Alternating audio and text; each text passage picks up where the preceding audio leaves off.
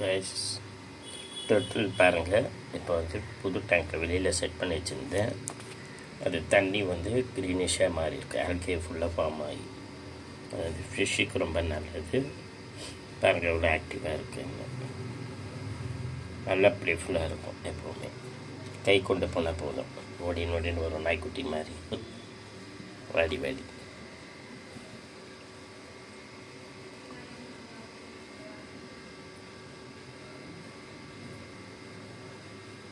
Feet பண்ணியாச்சு already. இருந்தாலுமே நம்ம கை வச்சு பார்த்தோம்னாக்கா ஓடிட்டு வந்தோம்.